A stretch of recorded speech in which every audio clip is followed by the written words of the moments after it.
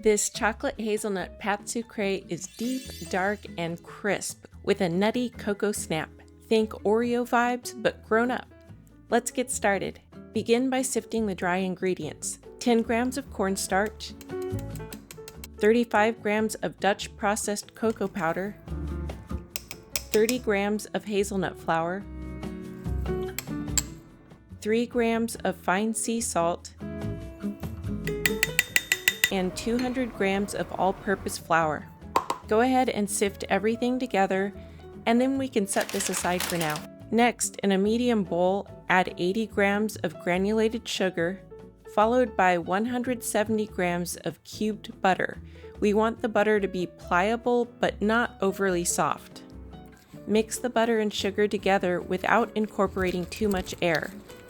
You can also use a stand mixer with a paddle attachment for this part. Then add 1 egg yolk and mix again.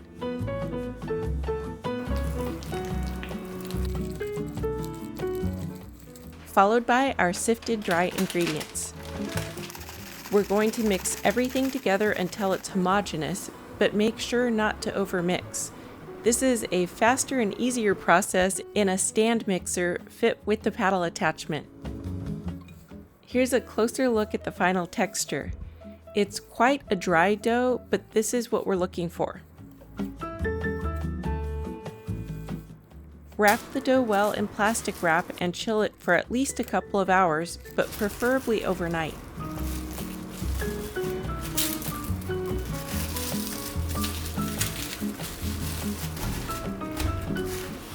I'm going to start with cookie toppers, rolling the chilled dough to 1/8 inch thickness or about 3 millimeters. I'm using laminated templates and hand cutting these shapes using my go-to craft knife, a pin blade, but any small sharp knife will work just fine. After I've rolled the dough, I always pop it into the freezer for about 10 to 15 minutes. It makes cutting so much easier. If the dough warms up while you're working, just toss it back in for a bit before continuing. Then, once the shapes are cut, they go back into the freezer again before baking on a perforated mat.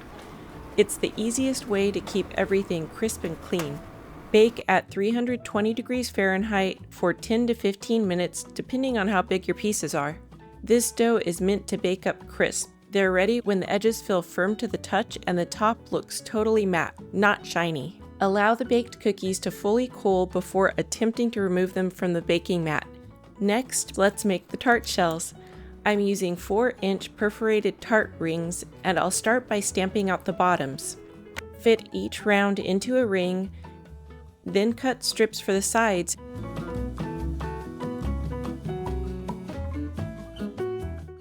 Trim any excess, make sure the strip is fully sitting on the bottom, and press it firmly against the edge of the ring.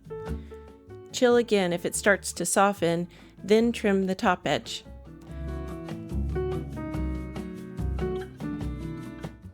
Dock the bottoms with a fork and bake at 320 degrees Fahrenheit for about 18 to 22 minutes, depending on the size of your shells, until the edges feel nice and firm.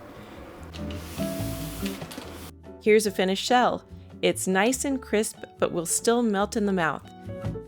One final tip. If these will be filled with a moist filling, please consider coating the interior with a thin layer of tempered chocolate, cocoa butter, or even compound chocolate. This will help maintain our lovely texture and avoid a soggy, mushy bottom.